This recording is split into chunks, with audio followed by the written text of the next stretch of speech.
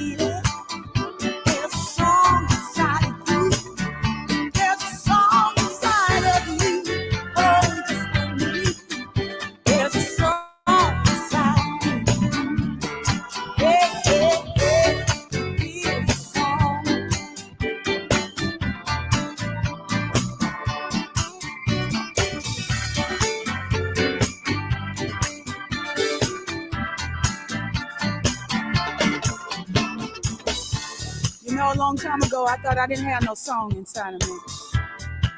I thought I had to sing somebody else's song. I wasn't gonna never write my own song. I couldn't discover what God put me here to do. And so I prayed one day. I said, Father, Mother, somebody help me to find my way. And I discovered something really magical. That there was a song inside of me. Okay, so we can go home now. We don't have to worry no more. Because the song is right there inside of you, and most of all, you. Boom. Hands up in the air if y'all know what I'm talking about. Hey, I know so. There is a song inside of you. Feel the song. Oh, feel the song. I gotta go home now. All right. Don't try to put the cake back on me. No, I got to get out of here.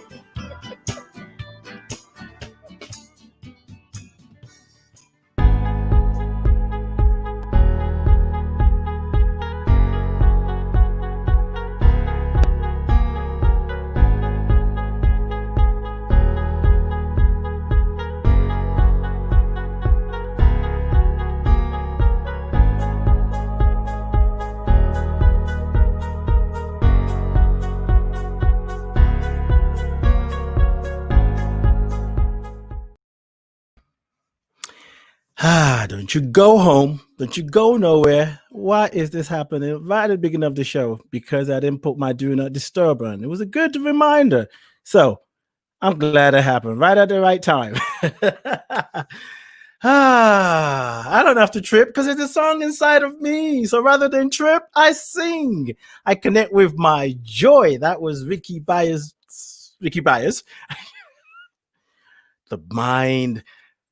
The song inside of me, check it out. Go to her website, but I'll tell you more about her. She is our special guest. She belongs here. She's part of us. She's our sister.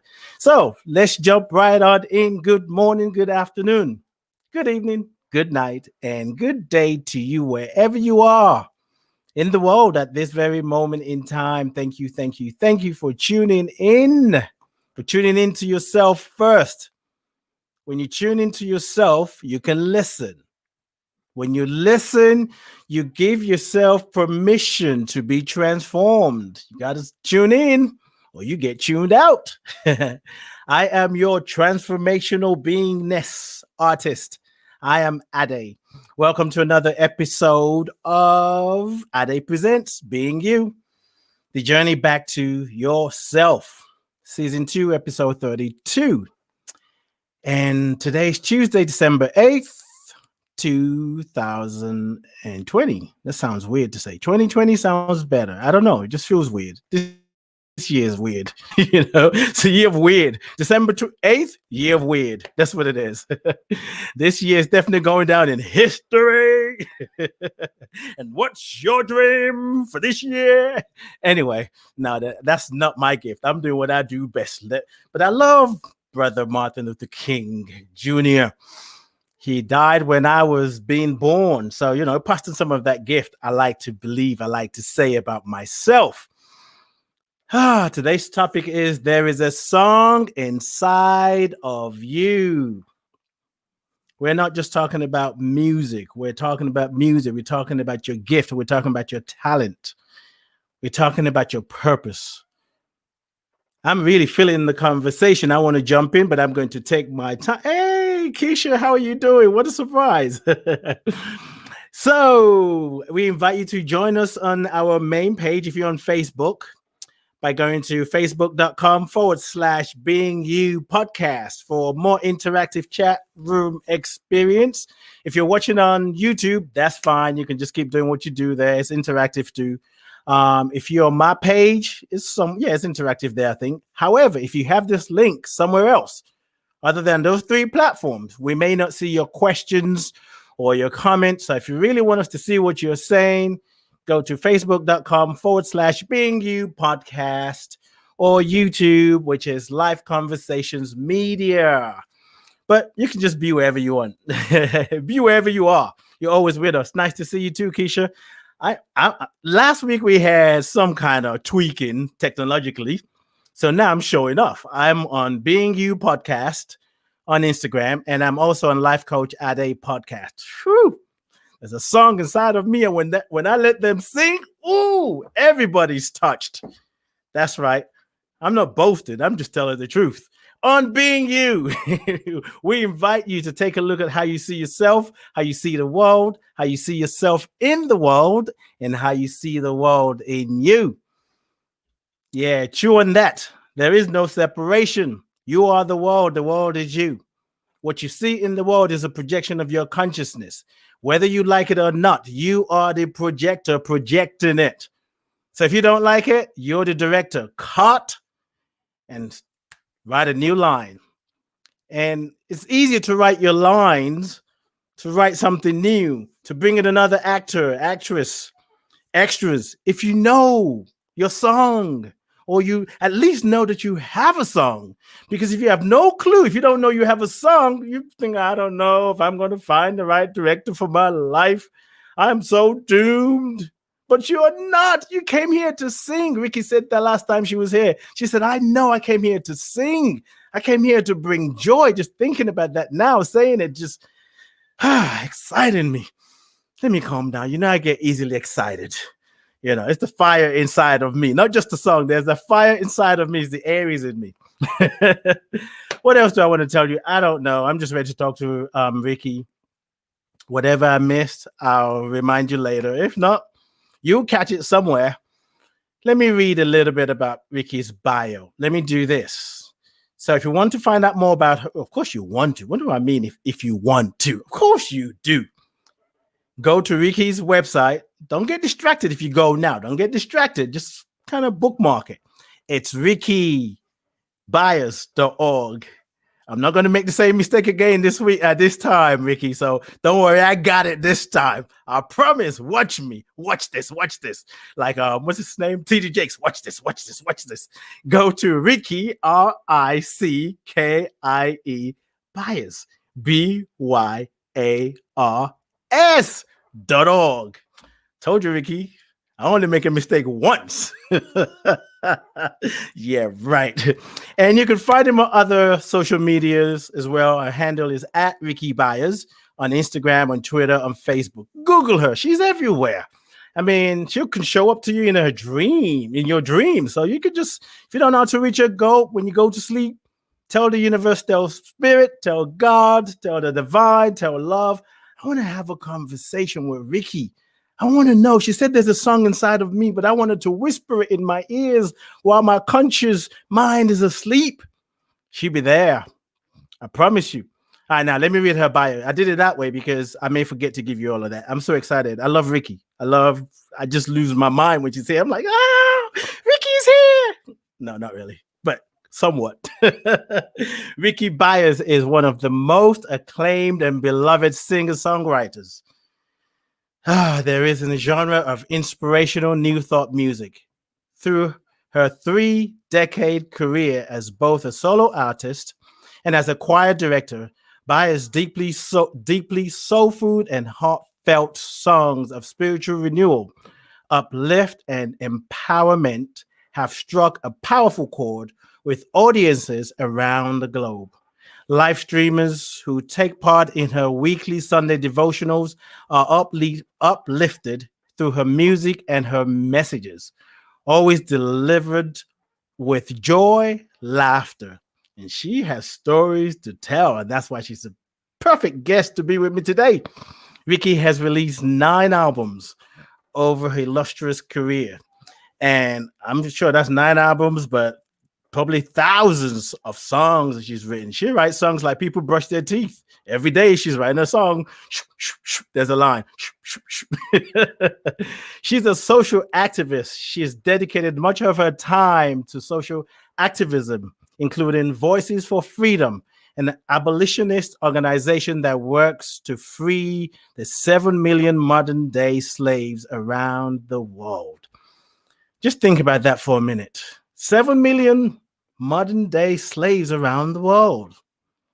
She also has her own not-for-profit educational initiative called Kawumba in Motion that helps empowers children to discover their inherent gifts and talents through exposure to nature, the arts, and creative science. There's so much more I can say about her. I know you're telling me, all right, dude, enough already. Bring her on. But, I just want to tell the one or two people who don't know.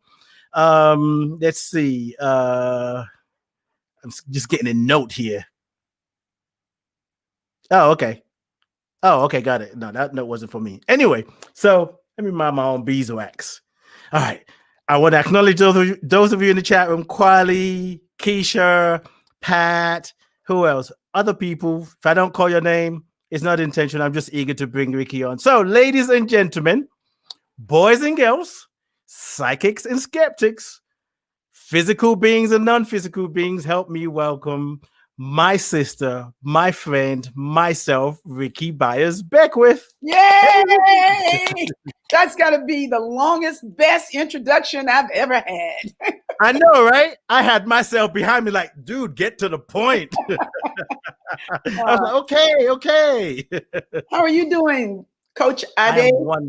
I am wonderful. So good to see you. I feel like I see you every week anyway, but yeah, I see you every Sunday doing your devotional thing, doing your thing. And I'm so grateful for this conversation. And thank you for showing up. How are you doing? How are you feeling? I'm feeling good. I feel good all the time. Yes. It's just a good destiny. And I appreciate the destiny that I got this time. And so if I can feel good, it's my honor to feel good and to help other people feel good too, or at least to help them feel better, Yes. Yeah. You said something about I produced 9 albums. I have done 9 solo records, but I have about 5 other albums of music, of collections of music that I did with the choir. So the 9 albums were mine. And you're right. When I brush my teeth, a song does come. The breath of God is breathing me. I know that all is well. I mean, that's just the way it comes, though. Yes. Because for me, it's an all-day meditation. Like I'm always with God.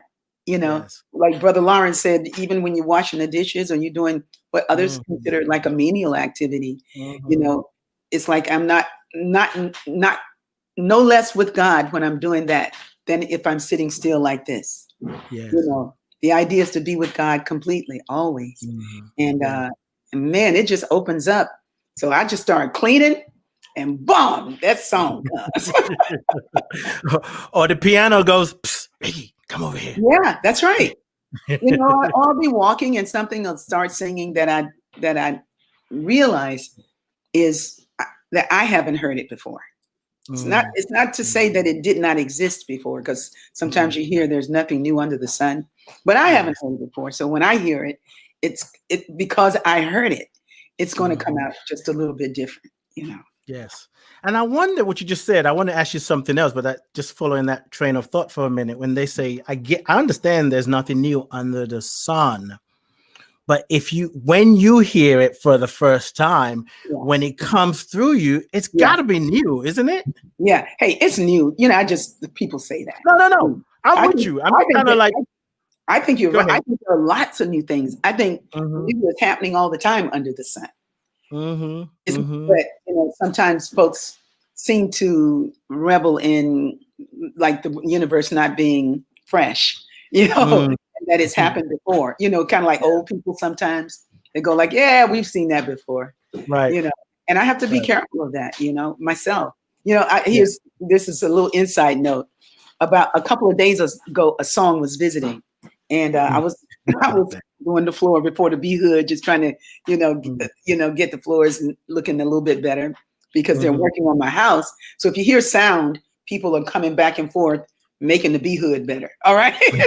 I'm sorry. I can't stop that. So anyway, this song came and I went to the piano and I said, oh, wow, I think this song is coming from the other side because a friend of mine had passed. Mm. A very beautiful friend of mine, and so I started playing this song, and it was so soulful, Mm. right? Mm. And I'm thinking, I was like, oh, this is, and I'm just, hey, a day, I'm just with it. You know what I'm saying? I'm just with it. I'm with it. And then I realized, I was like, this reminds me of something. Then when I sat with it just another minute or so, I realized that I was rewriting Ain't Nothing Like the Real Thing, Baby. Oops. Ain't nothing like the real thing, baby. Ain't nothing, but I didn't have the melody. I was just doing these chords.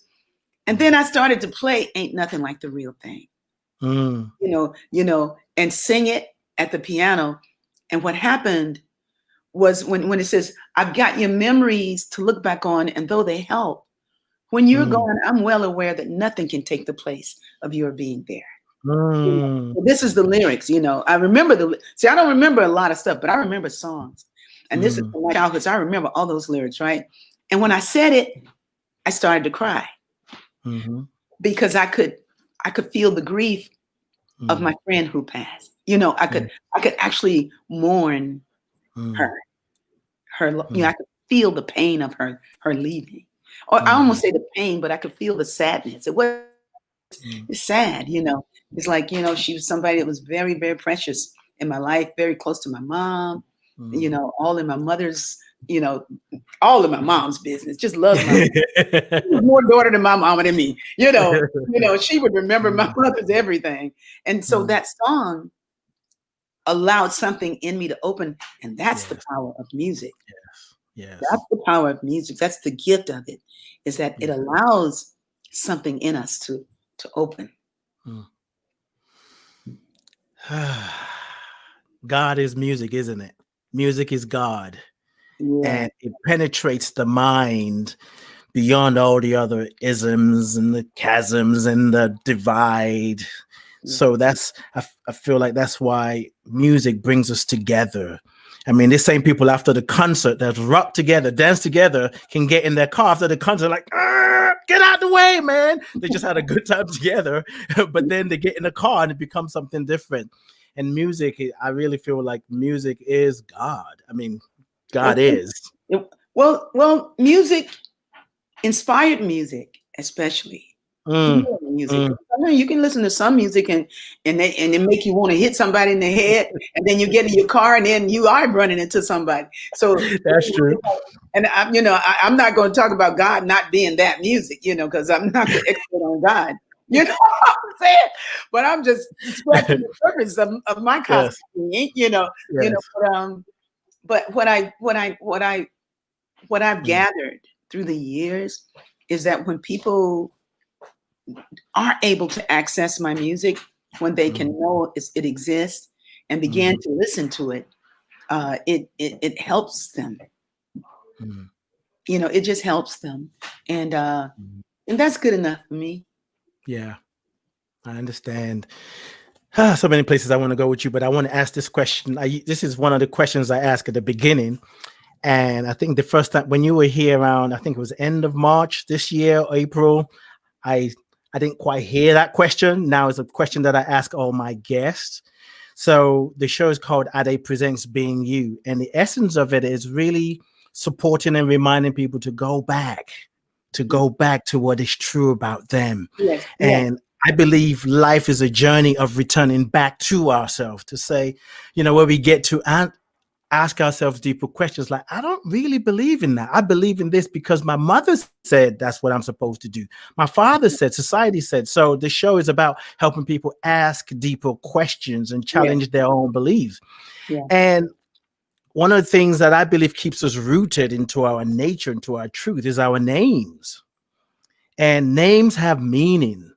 If there's some unspoken jokes that happen that it has to be when you say people's name, no, there's things that happen. Some people give themselves a new name, or when a name is mispronounced. I know for me, when people don't pronounce my name right, it feels, even if I know the person, it feels some kind of way.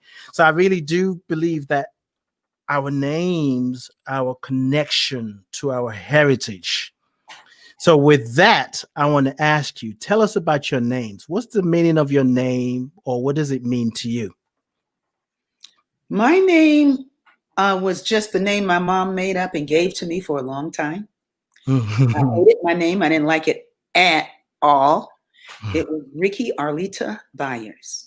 And I just could not, I just couldn't see why would she give me a boy's name. You know, Ricky is not short for Rochelle or Rachel or Veronica or Erica. It's my name, right? And it wouldn't be for many years that I went to New York and I was working with an author. His name is Peter Thomas. He wrote this book, Down These Mean Streets. And Peter Thomas he had a book, he had a libretto, and he wanted me to put music to his lyrics, right? And he was preparing something for Broadway, and it was going to be Down These Mean Streets. That was the name of the book. And this was in the 70s. So Down These Mean Streets was all the rage then. So anyway, and I had just arrived on the scene in New York. So I was like really happy-go-lucky and really having a cosmic destiny that was putting me in touch with all kinds of interesting people. That was my journey, right? I was probably interesting too. But anyway, so yeah, he was like, Rickie, Rika, Alitia, rich hummingbird. That's what your name means in Spanish. He says, bird, hummingbird. So he made it rich. Rika is like rich. So I was like, yeah, that's good. Wow. I'll take that. I mean, but now, you know, even though I've gone to South Africa and I've gotten the name Nobantu, which means the mother of the nation or the mother of the people or the one who cares about the people and the one that the people love. That's what Nobantu does. The Nobantu is the one that's building the, you know, that cares about the community. So I have really, really accepted my Nobantu as well. But it all leads back to the rich hummingbird, to the singer, to the music, you know, and that the music would serve the community. So I guess you could say I'm having a good day as Rika Alitia Nobantu. Bias. With lots of buyers who get my music. At the end of the day, man, I'm gonna tell you, I know some Quakos that owe me money. You know, it's like, you know, I know some folks who have names that are very, very powerful names, but they don't always act powerfully. And then I know some people whose names are Tony, you know, somebody who has a name that's, you know, not even Thomas, it's Tony. That is so good inside, so good in the heart. You couldn't meet a better person. So at the end of the day, you know, you know, we do better from generation to generation in calling our children something that brings honor to our heart and to theirs. Yes. You know, but you can still have a messed up journey if you're not able to find your alignment. You know. Yes. It's not what they call you, it's what you answer to. I know that's right. You know. Yes. You know, like it's, you know, it all those things from my youth come back. You know, it's like,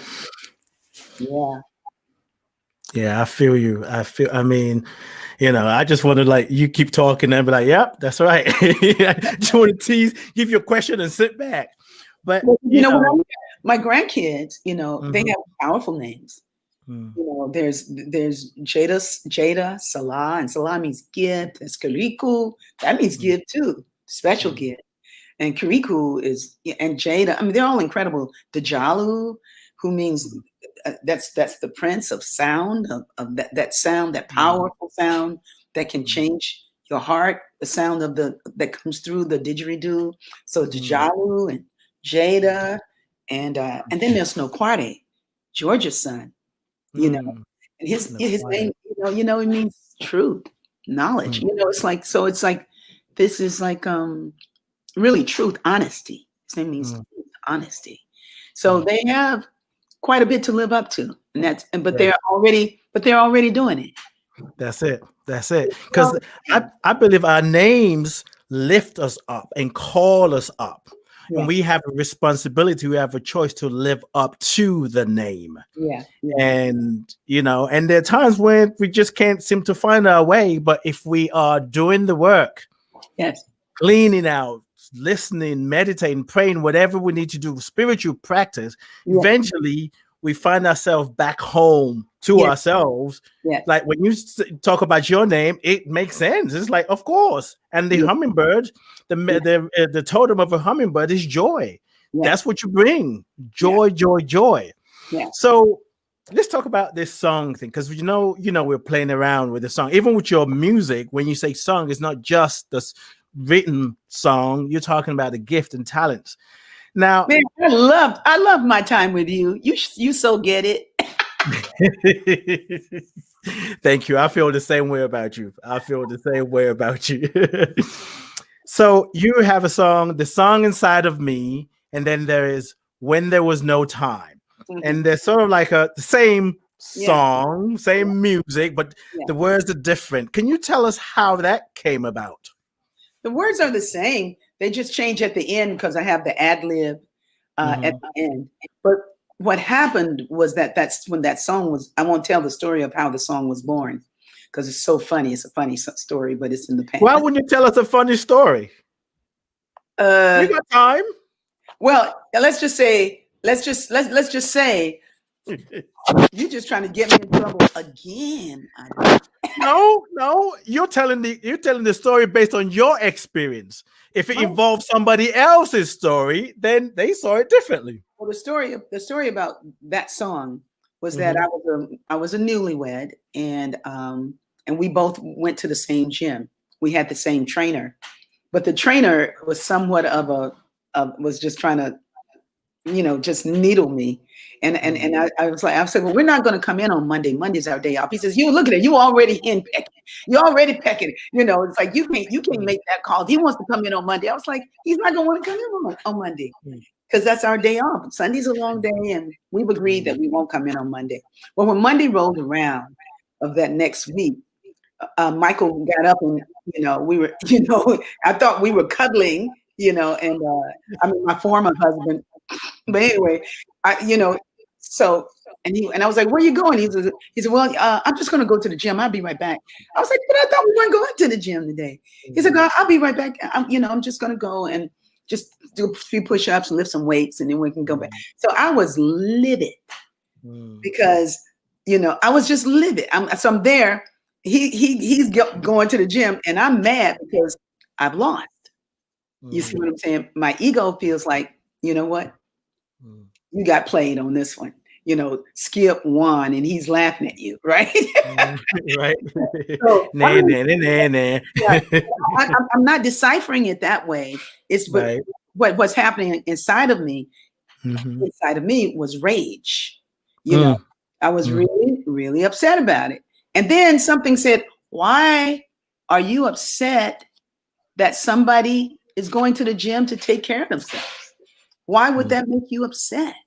mm, And then I got even more upset at the fact that I was upset. mm, And mm. then because of the destiny that I have this time, what came through was when there was no time and before there was a number, like that. And I was like,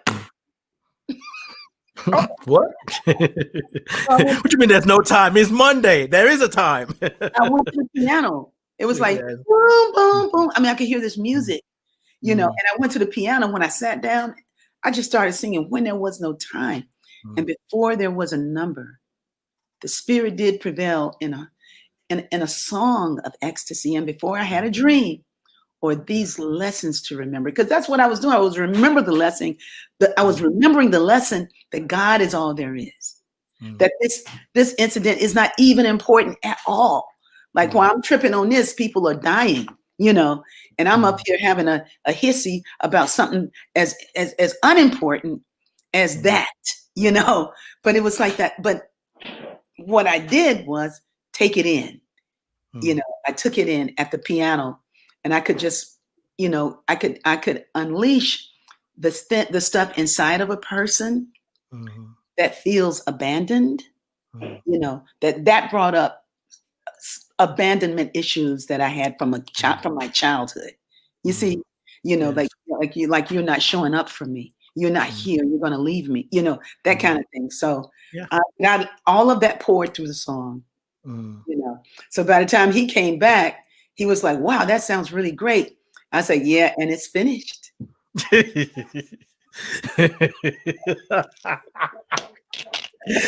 You said, I'm going to take this last bit and say it's And done. I kind of think that was the beginning of the end. It wasn't gonna get no better, and I had just got started. Oh God. No, no, no, really, for real though. It was like, No. but No, I hear you. and he said, wow, that, and I sang the song. He says that's one of the most mystical songs he said that's the most mystical song Mm. you've ever written.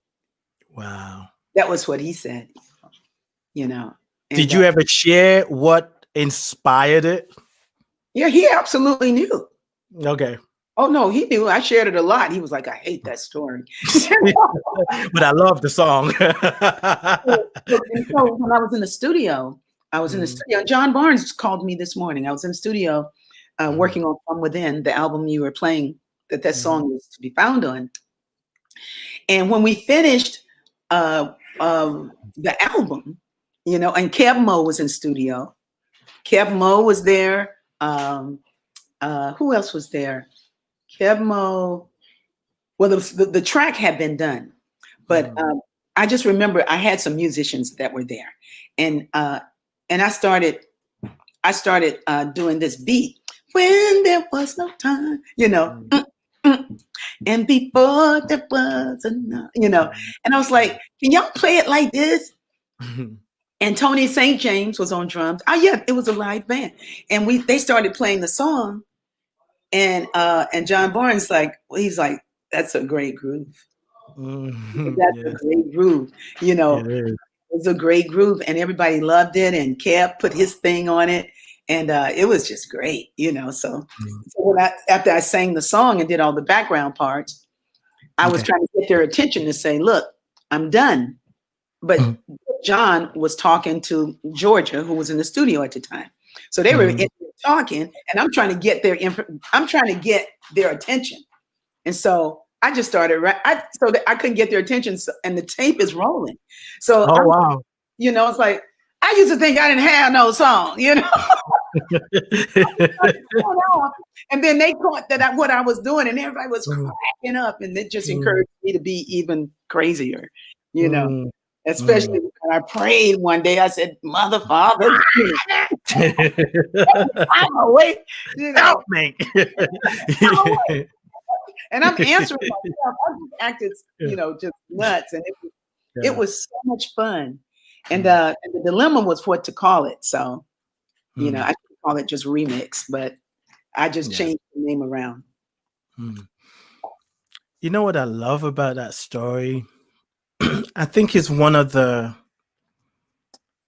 it's not a secret, but it's actually the process of life, the experience of life that we often don't highlight, generally speaking, because we say there's a song inside of you. We all have a gift. We have talents. We have purpose. There's a reason we're here. It seems to me, anyway, my experience, that oftentimes it is those painful experiences that help us give birth to the gift so we can really see it. Yeah. And sometimes we get so focused on the gift that we forget the birthing process that birthed the baby. So we're just baby. I mean, that's fine too.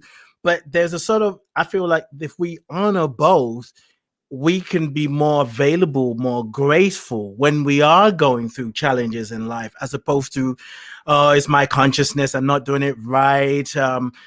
This is a past life issue I'm dealing with. Oh, it's a generational curse. I get all of that. But I think if we're a bit more graceful with painful, challenging times, we can maybe even get something out of it quicker. Maybe, I don't know. But even if it's not quicker, we get to move through it a bit more gracefully rather than feeling that life is punishing us, right?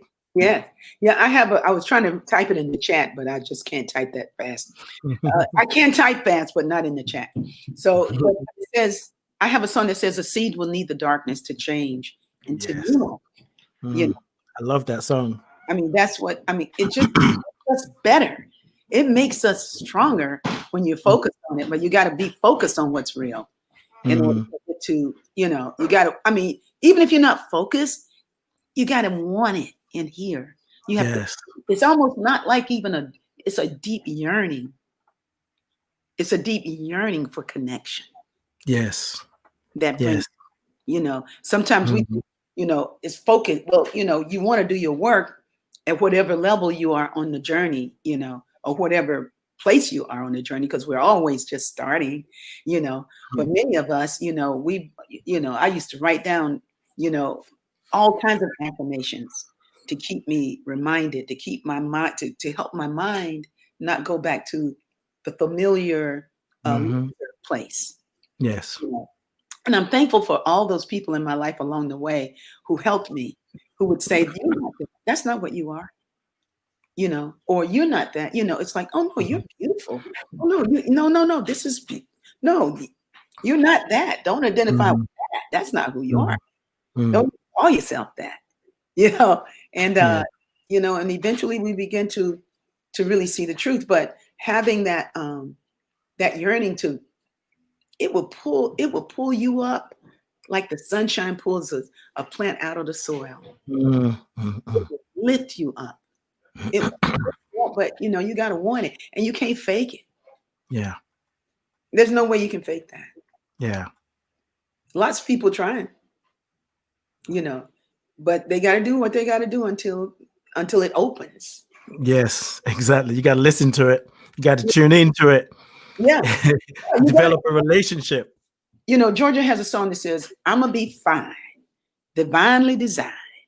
My heart do the beating, but the blood ain't mine. My sense of time intertwines deep with the great blacks. Standing in my corner, ain't no way you can fake that. No way you can shake that. No way that you can fake that."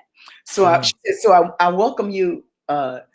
She said, so I welcome you. You pace back and learn to embrace that. In other, you know, it's like you got to embrace that. Like you can't stomp on me because of, you know, it's like you got to make space for the greatness, but we have to make space for that inside of ourselves. It's like, you know, and when she said the great blacks, you know, she ain't just talking about great Africans. You know, she means big, great black cosmic. You know, the deep zone.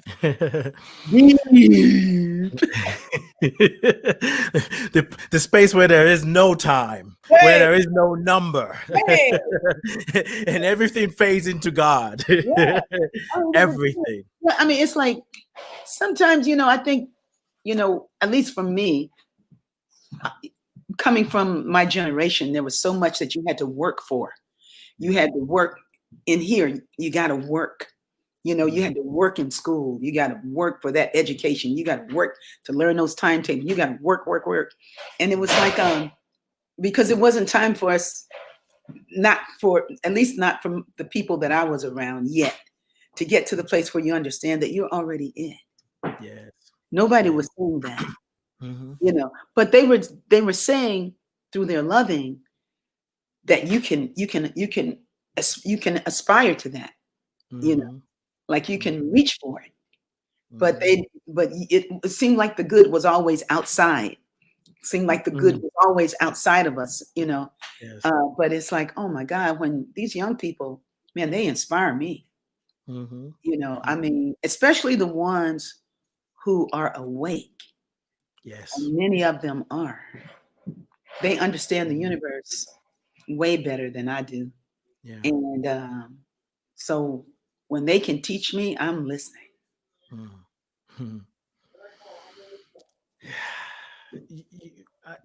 Things that you said brings up a lot for me. And I'm constantly kind of tuning in. The work that I do is working with people, tapping into that place that is beyond words, you know, just really understanding what's really happening. What's the song? What wants to be birthed? And, you know, when you talk about those who came before you, our parents, the way they understood life. Mm-hmm. I sometimes see them as they represented a certain kind of consciousness. Mm-hmm. So we are the next level of Yeah. what their consciousness was seeking to Mm-hmm. be and express. So they gave birth to that consciousness as us. And then the millennials, like you said, the ones that are awake and now taking it because we have been doing more cleaning out. Mm-hmm. So they come out like, whew, I know I have a song. No doubt. Yeah. And I think there's also something to be said about so we have the spirituality, and there's something to be said about the humanity. And I think, a life fully lived is when spirituality and humanity is lived as one, which is the alignment, right? Mm-hmm. And in that place, we get to know, we get to feel, we get to sense, we start to see ourselves differently. In that place of alignment is where we literally surrender to the song. Mm-hmm. Like, where do you want to take me? And I want to ask you, when did you know that you had a song, and when did you surrender to it, like really surrender to it? Oh, early on. Mm-hmm. I mean, I actually thought I wrote it, Old King Wenceslas. I thought that was my song, because I could play it at 3, and I was just like, and we didn't even have a real piano, but I could play it on that little wooden thing. They call it a piano, like the little toy piano, but it was my piano, man. But it probably wasn't mine because it was 7 kids in the house, but it was mine, and I could play "O King Wenceslas." I just knew that was my song. What song is that? Dun, dun, bum, bum, bum, bum, bum, bum, bum, bum, bum, bum. Ah, I could play that, man, and then, but I forgot the end. That part at the end, and I forgot that part. And so I was in Atlanta. By this time, I had gone on my journey away from my family for fame and fortune and clothes and comfort. And fame, fortune, clothes, and comfort. What about shoes? No shoes? You didn't want shoes? I totally left my family for some shoes. I was going to learn the lesson about that. But anyway, but I remember I was in the downtown department store, Riches. It's called Riches in Atlanta, Georgia.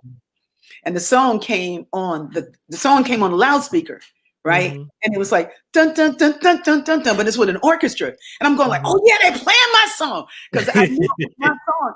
And when they went like bum bum bum bum bum dun dun, I was like, I remember the end. So you can see I was crazy from the beginning, right? I just knew. Thank God. I just knew that I just knew that I wrote that song. I probably did in another lifetime. I just was pulling back on, I was crossing the dimensions.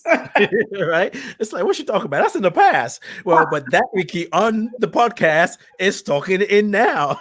No, and then when I finally did write a song at 19, it came because I just knew that I could do it.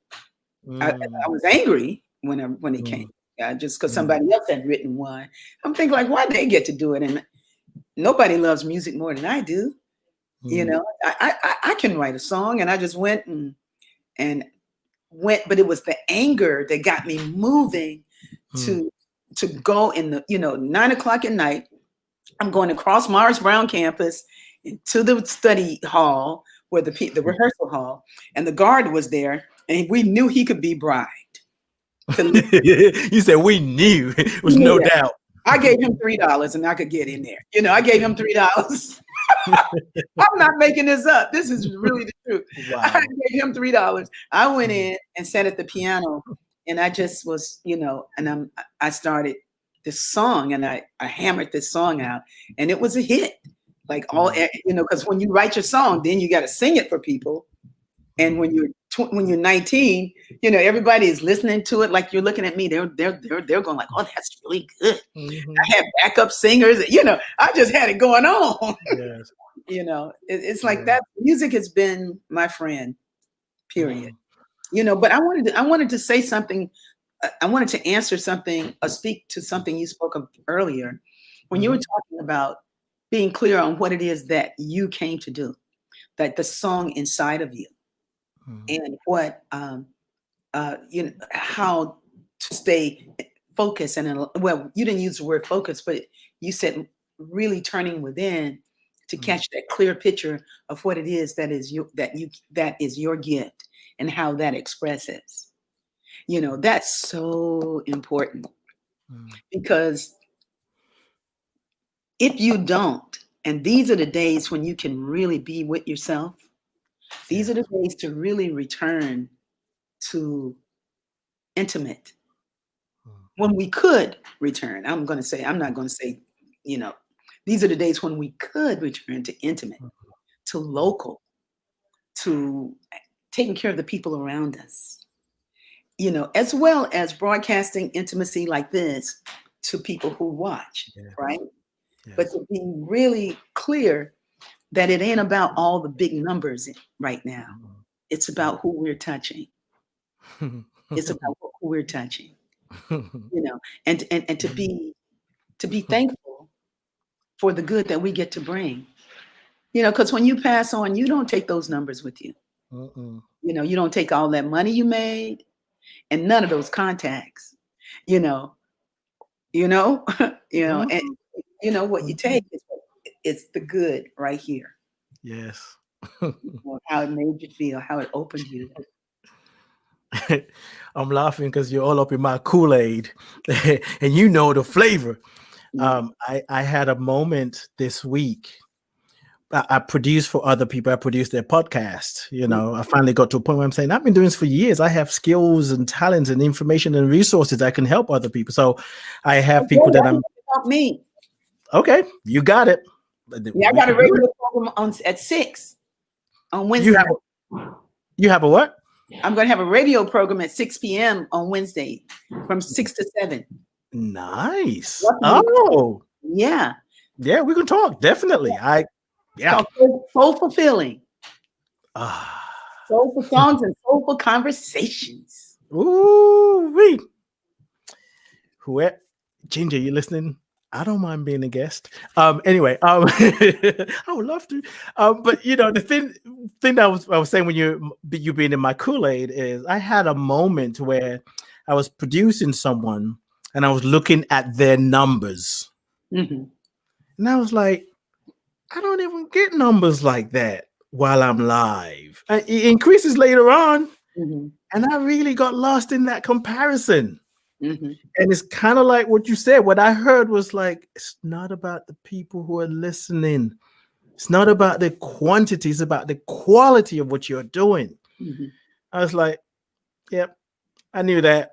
It was a checkpoint. And that for whatever reason, I just felt like I want big numbers while I'm live. That feeds the ego. But what if I'm getting big numbers and maybe half of them was like, that's a load of crap. I don't know why I even listened to it, But what if I'm only getting 10 people to listen and maybe 5 of them are taking what they're hearing, what's coming for them, and they're changing other people's lives. I would never know. Either way, I would never know. But and then to take it further, it really doesn't matter. Am I doing it for the numbers or am I doing it because I want to express my own song? That this is what I'm here to do, and I would do it without anybody listening or not. And it's true. Yeah. Sometimes I gotta tell myself to be quiet because it's always coming. Yeah. And I think that's an easy thing to get trapped in, especially in this social media world where we're looking for numbers and people and how many followers. But for me, and it's not a one-off thing. It's been a constant enough to get my attention. So when it happens, I'm more aware like, oh yeah, okay, there I go comparing again. Pull it back, pull it back, pull it back. It's tricky. Ifoma said something. I came across the screen about your gifts chasing you. Yes, come out. Yeah, come out. Yeah. But somebody called me yesterday, a beautiful woman. And she called me. And she had 2 dreams about me, and her dreams were pretty intense. What she saw, and she articulated everything step by step by step, and it was such an incredible dream she had. But there was something about it that just listening to her go on and on about all the different steps and stuff, I was like, I just was like, wow, that's a lot of stuff to do right now. And I already have a full plate, you know, with my own dream. Nope, never mind. My plate is full. I ordered this, but yeah, I hear you. Her dream, her dream about me, and her two dreams about me, Wow. and what she was saying was really great. It was a great something to do. But when she talked about it, I could see that I might have been part of something like that, like 10 years ago. And maybe I could be part of it with somebody else's leadership now. I don't even know that I won't do it. What she was saying, because I do work with people who are incarcerated. I do things with people on Skid Row. I haven't done it during this COVID time, but it's like, I don't do enough in either way. To me, I would like to do more, but I stopped doing that thing. This whole period, this whole era has said, be here. You got to stay home, or you got to minimize the way you do what you do. You can't be out doing all of that. You can't there. You go there, nobody's there. So the deal is like, what is it that you can be? It's like, I can be here now. I can do what is mine to do. And maybe because her vision was really big, it was like, and then those people tell their stories, and then you can have thousands of people that do this. And then, you can flash that to other places in the world, and then they can see what you're doing. And what she's doing is building this campaign in a conversation, that's going to change the world. And I was like, I can't do that right now. It was a great dream. I said, that's great. But right now, what's mine to do, I'm doing. I don't mind having a life where I get to sing and inspire people. That works for me. To write these songs and to be able to catch that and to have a way to sing to people that they can hear it. That's good enough for me. That's good enough for me right now. It's like, and to find ways to get more of the music out to the people who love it. That's a process, but it's not, I'm not going to die from marketing. Right. Yeah. I mean, it's important, it's like I see huge numbers, huge people call it success, but I don't really call that success. Success is what's going on right now for me. It's like I'm totally enjoying my moments with you. When I think about the times with the Agape Choir and the years that we had together, that was just so successful in that there was so much love and joy expressed, and we inspired so many people. We were never on TV really, except for the opening and close of the Democratic National Convention, but for the most part, which was seen by millions of people, but nobody remembers much about that. Those things go with seasons. It's the next year, somebody else, 4 years later, somebody else, 4 years later, it's like, that's the moment for that moment, and to keep going and keep on moving, just to keep on moving. I love being me, man. I'm doing what's mine to do. That's what my song said. I'll do better. Harmonizing your destiny. Mine to do, right? That's right. Yeah, harmonize that. That's right.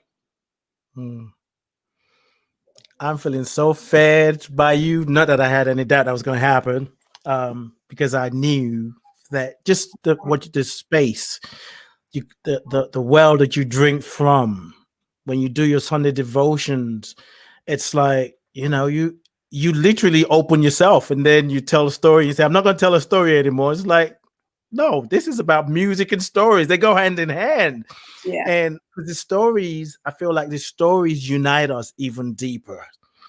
And sharing our gift, or people just knowing about our gift, the song that we have, and not knowing the story, I feel like it's like having a good meal that needs a bit of butter in it, but the story is what gives it a butter. It's like, This cornbread is the bomb.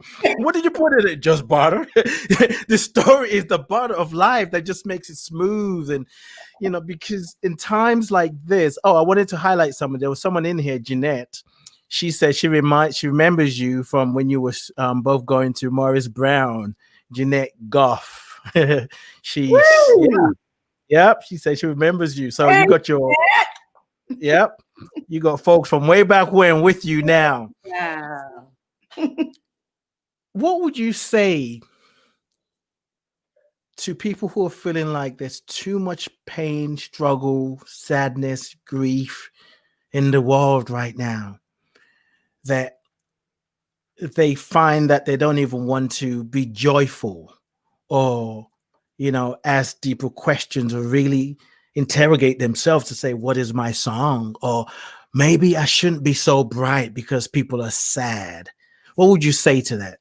Maybe I shouldn't be so what? Bright. Like shine their light, be who they are. Yeah, because there's so much horrible things. People are dying. What would you say to people who just feel like maybe I need to just tone it down? Well, if they're comfortable doing that, then they should tone it down if that's what they feel like they want to do. You know what I mean? It's just like I do. They have to truly be in the space that they're in, and I feel like that's its own writing. It writes its own way. If you're going to allow yourself to wallow in the ills and the sadness of the world, you got to find a way to restore. You got to find a way to return to a place that of balance. And if you don't know how to do that, what happens is you take on the ills of the world and you become ill. You become ill, and you can become ill and you can die. That's up to you. I came to have life and have it more abundantly. That's what I came to do, and everybody get. Some people actually get to choose. Some people get to choose. Some people, sometimes it feels like they just don't get a choice this time, but I pray that something shifts so that they get a choice too, Yeah. Sometimes it just feels like the odds are stacked so high against a person that there's no way that they're going to make it out. It's like, man, it's so much sickness and sadness in that family. How are they going to turn that tide? How is the tide going to turn for that person? And you take a deep breath, man, and next thing you know, that person ran into somebody that gave them a book or had some words with them or played a song for them or showed them something other than they were used to, and they could feel inside that there was a point to it, that maybe there was more to live for. Maybe there was a way out of that circle, I'm saying circle, but not circle in a good way. I mean, circular pain, generational pain. It's like there is a way. And I'm here to say that there is a way, and to sing about the way and to show the way, And sometimes folks just look at me and they go like, Mama Rickie, man, you just inspire me, Mama Rickie. I was like, well, that's why I'm here. Because I know you can make it through. Yes. I know you can make it through. Somebody just left my house like a week ago who had been burned out of her house. She had 3 kids, right? She had 3 children. Fortunately, nobody was hurt, but it was the deliberate arson. They didn't have anywhere to go. And I knew the kids, and the mom had taken care of my mom. The woman with her family, she had taken care of my mother when my mother was on the planet and needed caregivers.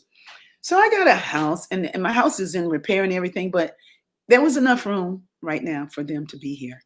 And in my heart, I couldn't sleep knowing that they didn't have a place to go. And I had space. Now, you know, we're not here to save everybody. I'm not trying to do that all the time. That's not my journey, you know, Right. not that way. You know, I'm here to serve in the capacity of my joy and my gifts. That's what I'm here to do. But this family needed a place. I had it. Bam. Okay. Yes. And Yes. they came, and the whole time we were digging deep in. It's like, wake up. We got to work it out. You can do this. Write it Yes. down. Repeat Yes. after me. Read this book. I gave 2 of Yalla Van Zant books. You know, it's just like, hey, you right now, you here, you in school. Yeah. You know, Yeah. you're not just here for a roof over your head. You came here Mm. because you asked for it somewhere on some level of somewhere deep inside, you wanted the way out of this. Yes. And so what you didn't need anymore got burned down. Mm. Can't go back to it. You know what I mean? Sometimes Yeah. it looks like all kinds of terrible things, but you know, like, well, like you talked about earlier, a seed will need the darkness to change into new life. And man, I'm telling you, when she left here, I knew she was scared on to her next destination. Because a lot of times it's scary when you step into the unknown. How many of us have not felt that? You know, but she had the courage, you know, to go. Yes. And she found the place, you know, like somebody's like, hey, come and bring your kids and get solid on your feet and then go to, you know, as you build beyond here. That I mean, to me, that's just awesome. Mm-hmm. You know, Yeah. that's just awesome. And so, you know, the capacity of my joy and my gifts, I love this. I love you, Wow. Hey, how you doing?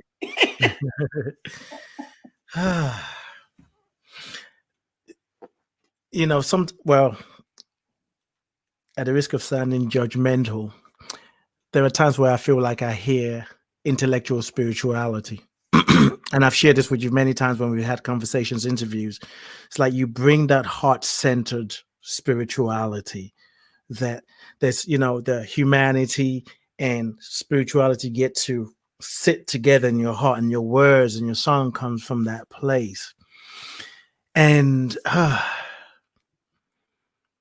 it just, you know, we're going through a time I really believe is a great time of awakening, of transformation. And we need more heart-centered spirituality, because when I think of the stories you talk about, or people who are just going through this, doing the same thing, it's just hard for them to make it out.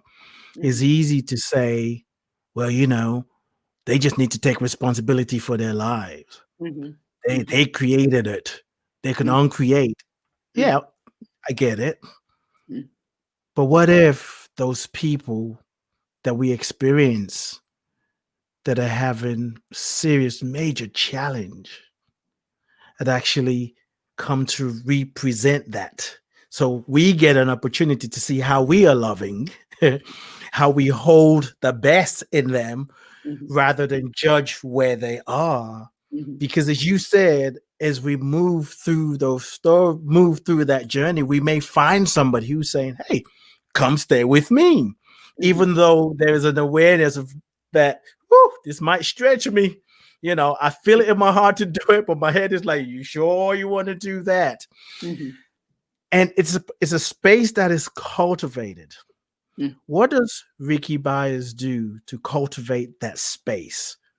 Who does she reach out to? Who is Rickie's community? Now, I'm not asking for names of people, but who do you reach out to? Who are the people that support you, and what are your practice? I know you journal, but what things do you do to help you stay in the heart when the head is trying to get quite loud? You know, I want to say something deep.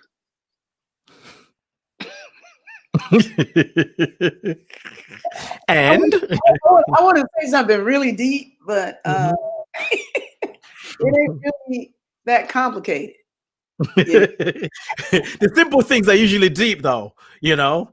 You know, I have this song that said, it moves in a point of light and a song of love in a simple way. It reaches like a guiding hand, like a heart that truly understands. It heals like a salve of compassion, like a comforter in a simple way. The God in me ain't complicated. It moves in a simple way. So what I do is stay present in the moment a day. My spiritual practice is staying here. It's staying right here. And to be with what's before me. You know, and at the same time to be aware of the great benefit there is to living, period, you know, which gives me such gratitude. You know, I've made a lot of mistakes in my life, but I don't consider them mistakes at all. They were such great errors. Man, I messed up big time, and it all turned out so fabulously well. So I just figure, you know, even when I get up in the morning, because I want to say, well, the first thing I do when I get up in the morning, I stretch. Now I do that. That is something I do every morning. I stretch my body, and I want to say that I write, but I don't. You know, I'm wild as all get out as a being. I'm probably one of the most wildest little kid beings you'll ever meet. I'm a bundle of joy, you know, and I'm so thankful for everything that my work, and it's not a spiritual practice, you know, it's a life and death thing. It's to just sit down and to breathe and to do nothing for a few minutes.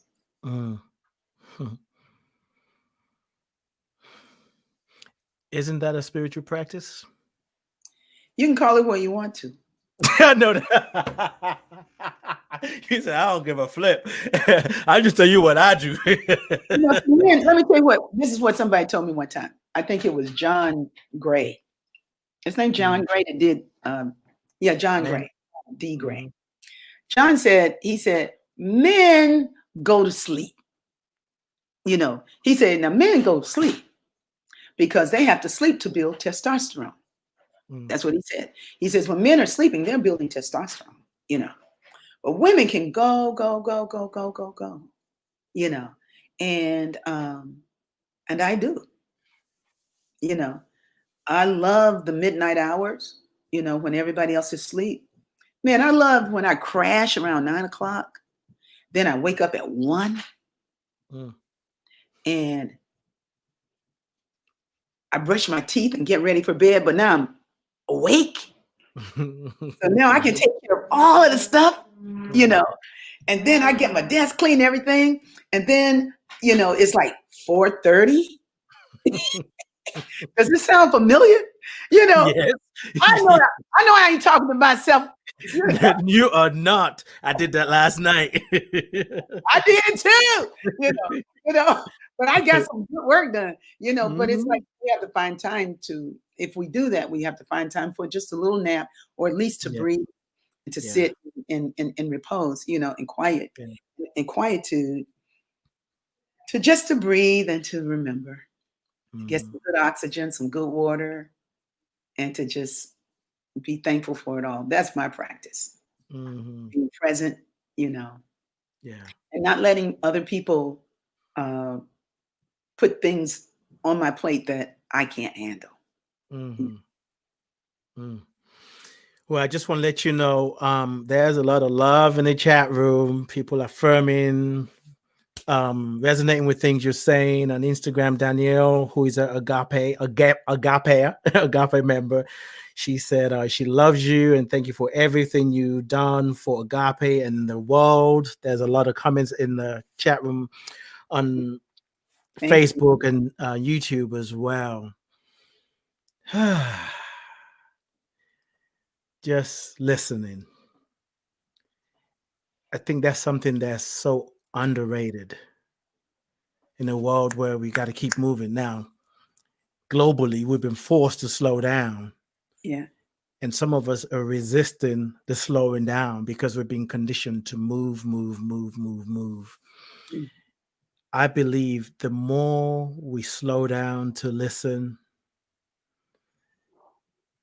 the easier it would be for us to know what is for us to do. And it's, we're creating a new normal. Mhm. What we are creating now, the next year is going to be unlike anything. This today is unlike anything we've ever known. Yeah. Yeah. And the solution, the answer is not in worrying and fussing and fighting. People need to do that. Sometimes that's maybe like you were saying earlier, it's the path they need to go through to Mhm. get to. Yeah. But there are those of us that it's important not to get caught up in that. Thank God, God wastes nothing, right?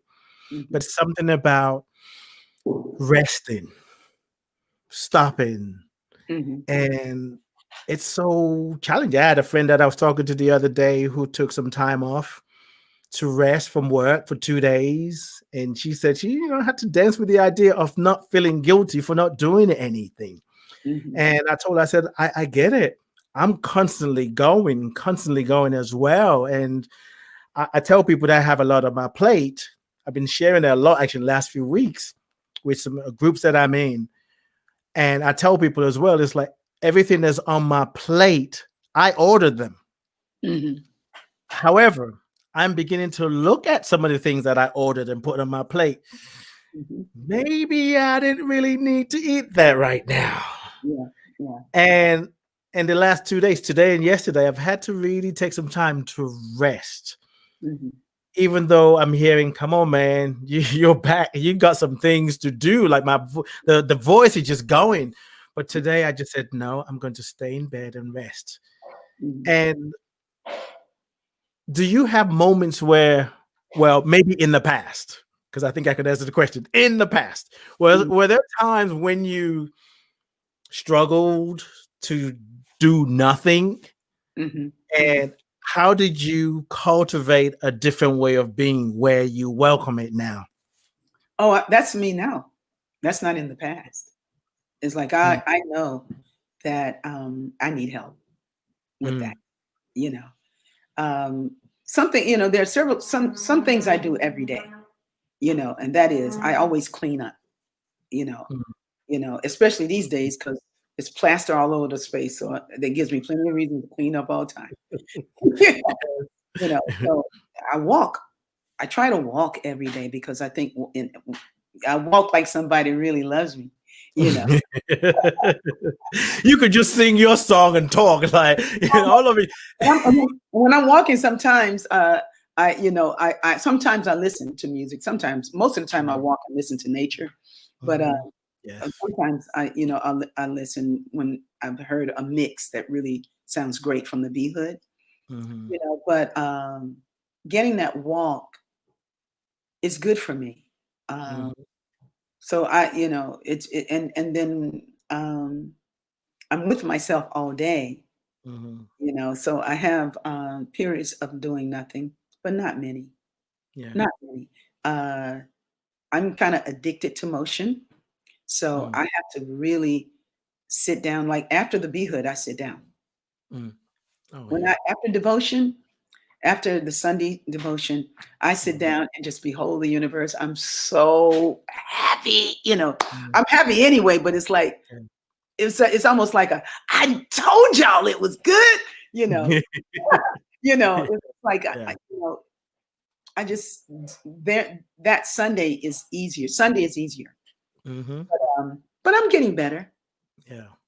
I just, like it's all right. I'll Mm. find it, and I'll find it because I found it. I won't find it because it's conditional. I won't find it Mhm. because that's what I gotta do. I'm gonna Right. find it Right. because I will. And Yeah. Georgia said something. I shared it on the B Hood last Sunday about discipline. Mm. And it was so amazing. She says discipline means to make peace with your life as a work of art, Mm. and knowing that Mm. it's like a tapestry, and knowing that and making peace with your progress. Mm. So the fact that um, to a few minutes ago I was like this, I was on overdrive. if I can see I was on overdrive, I'm already ahead of the game. You know, if I can see that my mind is so full that I almost forgot Coach Ade's show, you know, it's like I can see, but I'm just threw that in. That was a little joke. But I was out there doing something. I went to walk and I was like, oh my God, I got to do the show, you know. So I didn't do that. I just did something else instead. But it was all, you know, it's like, behold, I make all things new. It's like, I'm good. I'm good. I think we beat up on ourselves so much about what we should, that if we just accept that who we are is who we are, you know. You know, and if I don't stop, something will stop me. Yes. You know, it'll stop me, you know, and you'll stop and you'll stop and you go to sleep. I'm gonna go sleep tonight though. Right? You looking forward to it? Well, you know what? Oh no, we have to open it up to the group. But because I've been moving around in this house so much, it's like that's my sleep pattern is not. I can't quite stabilize. You know, so now I'm in my office. I sleep in my office. But that says I'm working mentally. You know, when I wake up, I'm working. I'm in the office. My computer's, you know. But the room that I was sleeping, I mean, it's just I live in a kind of like a big house, and all of it's kind of like under repair right now. But you know, just not too long ago, I slept in my mom's room, and I was up every hour on the hour to help her, you know, at nighttime. So I couldn't sleep at night at all. So I'm not knocking myself because, you know, I'm not knocking myself about anything. Like I love myself. I'm thankful for this life. I'm thankful for what's mine to do. Yes. You know, I'm thankful for all this music and all the ways I get to sing with Wap That Do. And we rehearse most of the time, at least once a week with Ayana. Right. And Dorothy, Thea. Don't you love Thea? And now Georgia.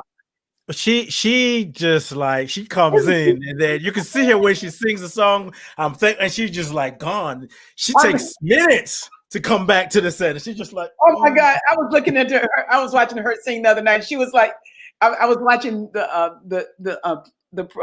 want to say program, but the devotional from Sunday. Yes, on the devotional. She had her hands up like this. And she was like, yes, full of it. And then having Georgia in these days, Georgia and Muldrow, you know, the band. It was just good to see her with you too. Yeah, your relationship. Yeah. Yeah. I mean, I just have gratitude, Coach. Yes. You know, I have gratitude. And if I could give I think probably one of the worst things about my presentations, period, is that I never give how-tos. You know, my thing is like, find your way. You know, find the way that works for you. But just know that we have to stop. Yes. You know, we have to stop. And it's really great to stop. For me, to stop ain't enough. I have to stop and give thanks. You know, I can just stop and give thanks. But what Georgia said, that thing about that discipline, it's helped me so much. It's helped me so much. It's like, hey, I'm making peace with my life as a work of art. I'm becoming myself. You know, while I'm being myself, I'm becoming myself too. You know, and I'm thankful for it. And I love all the beautiful people I get to meet and, you know, the beautiful work I get to do. Because when it's over, it's over. You know, this dimension, when it's over, it's over. While y'all sitting still all the time, I done wrote 5 more songs. And then after practice and call people to come rehearse because you just downloaded this new song. And you're like, ooh, I saw the face of God. Good. I got some new songs. So Danielle said something on Instagram, which kind of brings up a question for me. Well, an idea, actually. There's a lot of things that she's sharing in here. she said she would love to see you write a memoir of your life. I know you wrote a book, which I don't have because I didn't get to pack my stuff before I moved into my new life. Yes. Let My Soul Surrender. Was it Great Notes of a Journey? Yes, Rickie Byars. I love how you did that book. But here's a thought that came to me, because you've almost every time that I've interviewed you, you've always shared Georgia's story and what you're learning from her. And I wonder if, well, I don't know if I'm wondering, but here's the idea that it would be cool to read a memoir from both of you, where she tells the story as you as her mother and your story as her as your daughter. What you learn. I don't know if that's ever been done, but when I was just looking at what Danielle shared on Instagram, and I'm thinking, wow, because I thought of the book. It's like, well, she sort of told a story. I mean, memoir, you can always write many, but the idea of you writing your story as a mother to Georgia and you as a mother, and what you learn from each other and the singing together. I'm not trying to put nothing on your plate. I'm just saying, it's just something I heard.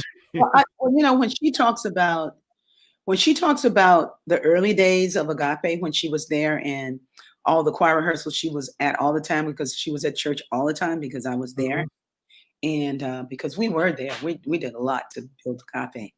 Sunday afternoons, Wednesday after church, Saturday afternoons, Sunday early, when 6 o'clock we were there a.m.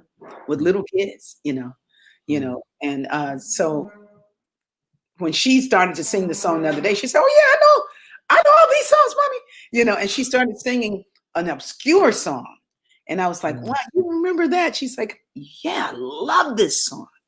I love this song." She said, "I remember when you wrote this song," and I was just, I was taken back. That got me. I just had a big old smile on my face, and so. I don't know that I would write one. I think I would do more like a documentary.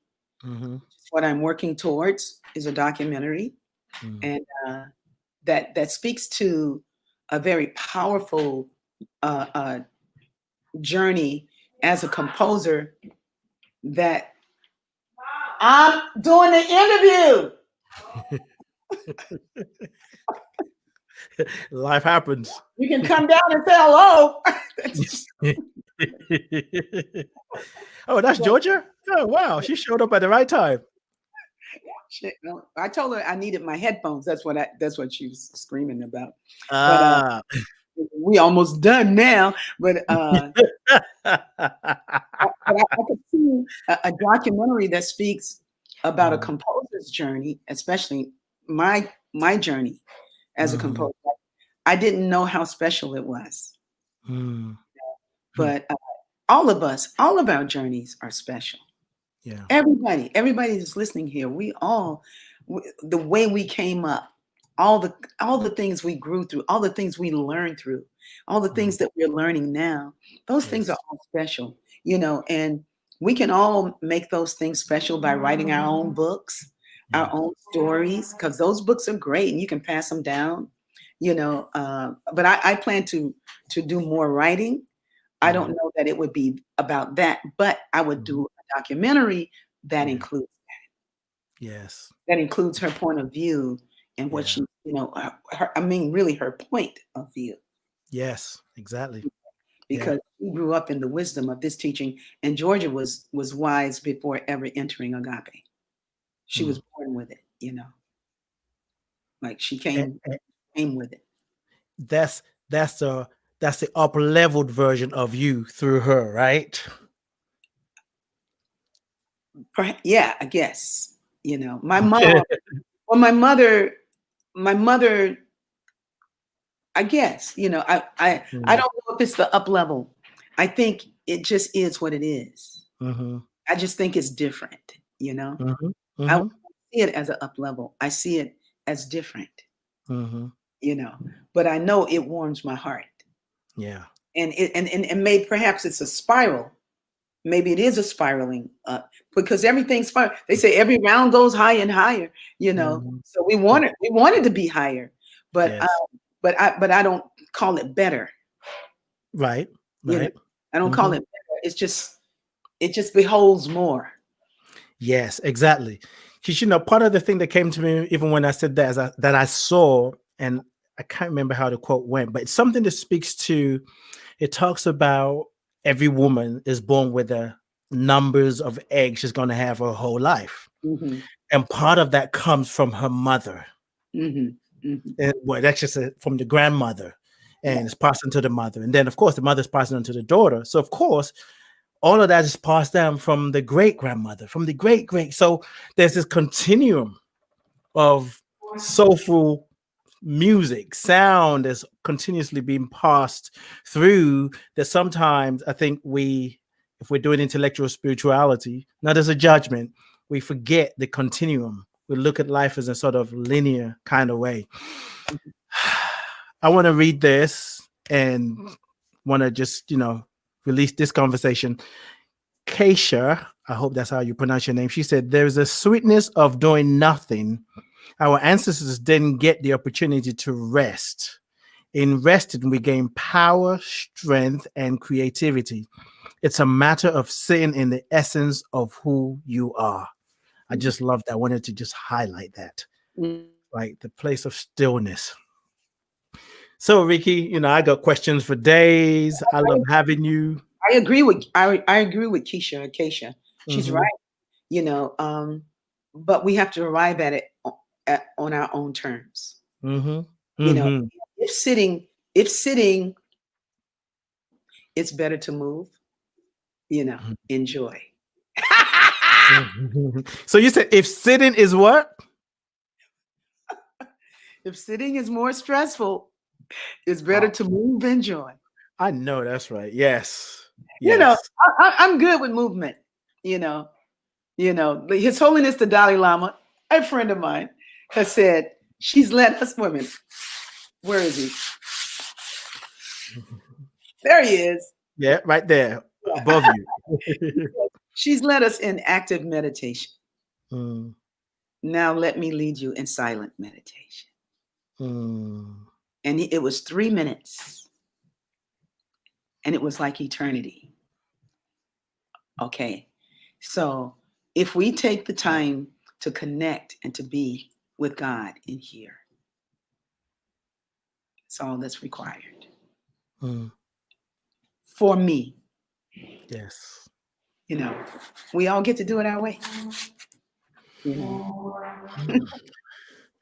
You said something about, your presentation doesn't always have a how-to. I believe there's a time for that. And your way is a how-to listen to our hearts and soul. And that's needed because we can learn how to cook a certain kind of meal, but some of us eventually don't need a cookbook anymore. So, and I think when you're coming from that centered place, you get to say whatever works. Yeah. Because when we say you have to meditate, if you don't meditate, you can't connect with spirit. That's not necessarily true. Yeah. Sometimes maybe in the noise that people hear God. Well, it depends on how you define meditation. I mean, everything is so conditional in our learning. Yes. But when I'm washing my dishes, my mind is still. And I got none but love as those bubbles are flowing over my hands. When I go to sleep, man, I go hard. Hey, can I tell you what I'm doing? Sure. Yes. That's the next thing I want to ask you. I want to hear everything you're doing so people can know about it. And especially if you got some juicy thing that you're doing that you haven't announced. That's my ego talk. That's my ego talking. And I embrace my ego too. That's your intuition, boo. Amen. Oh, okay. All right. I take that. That's your intuition. I will be on the air on in live Facebook or rickiebyars.org tomorrow night at 6 p.m. live in the B Hood. Time, right? From the heart of the B Hood. It'll be like like concert and conversations with members of the band and everybody. We're going to have a great time, and we're going to launch some really wonderful things that people can avail themselves of from our store, And so I was not going to say anything, but can you give me a drum roll while I go show you? Watch this. All right, while you do that, I do this. We both move away from our screen because you asked for the drum. I'm going to hurry up before you get back there. Okay, here we go. There you go. Okay, but look at this. John Stringer, look at this, baby. Okay, can you see this? Okay, movie. Okay. Oh, you. Oh, what did I say? Oh, something. Is that John's song? All fades into God. You got it in. Ooh, you got it. Frank. These are cards. So we have the B cards. Wow. And then we got the cards with the B. Yeah, you got to have the B in the B hood. One of my honeybees is a card designer. And so we have our own cards that we're launching. We're launching the B journal. B hood mug. The mug as well, right? The mug is going to be a little slow. But, okay. But we have the Hey Girl journal. So all the people want a copy of that, and all the men want to buy one for your favorite girlfriend or your girl. Yeah, there you go. Yeah, come to that side a little bit. I'm kind of losing you to, yeah. Oh, no, the other way. There you go, right there. And so we have the Hey Girl journal. And Hey Girl, you'll be able to buy Hey Girl or download it because with the compilation of the live songs from the B Hood. I mean, we're just really we are producing beautiful things in the B Hood for fun and for remembering, for you, things that you can listen to and get the feeling of what it means to connect. So Hey Girl is just so beautiful. And the Hey Girl journal, and Hey Girl is a song that we sing, you know, I'm the voice inside of your head telling you you need to be praying. Keisha was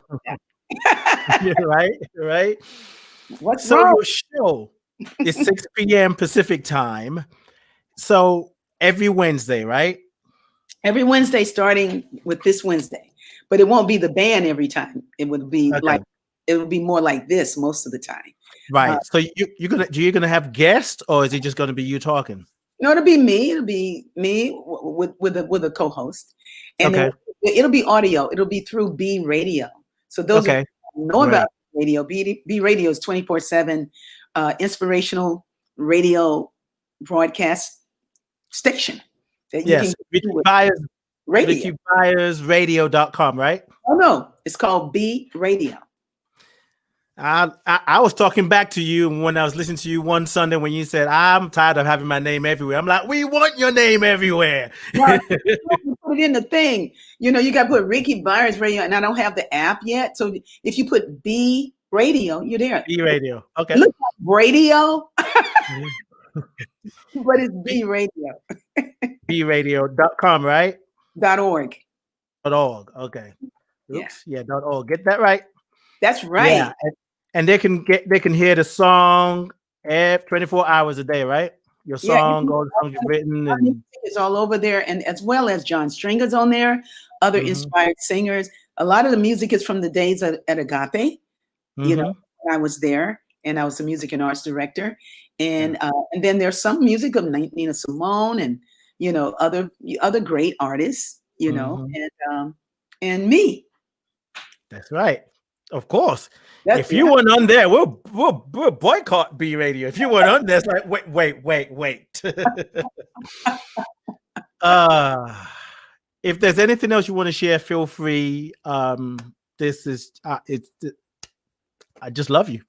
Well, I love you too, and I want to thank you for the invitation to be on your show, and I want to thank those individuals who are here. And if it's anything that I can leave you with, it's that thing about discipline and being disciplined enough to do this and disciplined enough to do that. Make sure you're checking it out. Check out what discipline really means. Because if you're not enjoying it, we're here. I'm the joy baby. We are here to enjoy it. And we have to make peace with the fact that we might not be doing as well as we're going to do on down the road. But let's just be thankful for what we're able to do right now. That's right.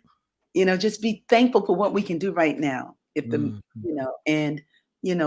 Be good to people around you. Treat them well. Love them. Care for yourself. and listen to my music. bradio.org. And yes, check out Sunday Devotional. Share of yourself. Let Rickie know what her music, her life, her existence means to you. And yes, there is satisfaction in giving and expressing our gifts and talent. But something happens when we get to hear how it's landing, what people are doing.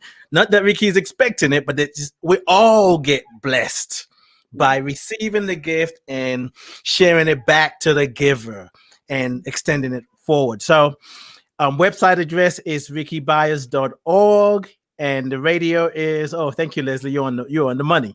And the radio is bradio.org. Yeah. Thank you, Rickie.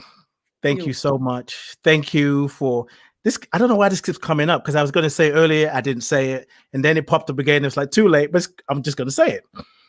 You know, there was a time, most people listening now know about Agape. And, you know, I use one of those people that will come to listen to the music and the message. But there was a time in my life where I just came to listen to the music because it just fed me. It's what I needed. By the time I heard the songs, I was good. I was like, that's what I need. So thank you for churning out, birthing soul food after soul food, because personally, it's changed my life. And I thank you. Oh, I thank you. Thank you. God bless you. Yes, indeed. Thank you, Rickie. Woo! Life is good. It's getting better. I'm going to do exactly what Rickie does after Sunday Devotional.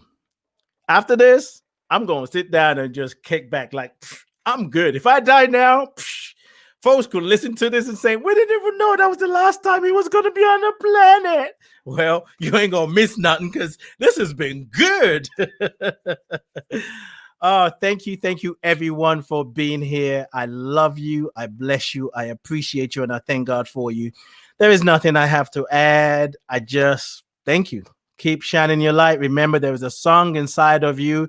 Keep singing. Keep sharing your gift. And that's it, really. That's why you're here. Thank you, Leslie. I'm going to end the broadcast now. And we'll be back next Tuesday. Thank you, Jeanette. Appreciate you all. Thank you for all the love. Be back next Tuesday, 1 p.m. Eastern, 6 p.m. UK time. Peace and blessings. There's some other things, but I don't have time to try and remember them. I'm out. Peace and blessings.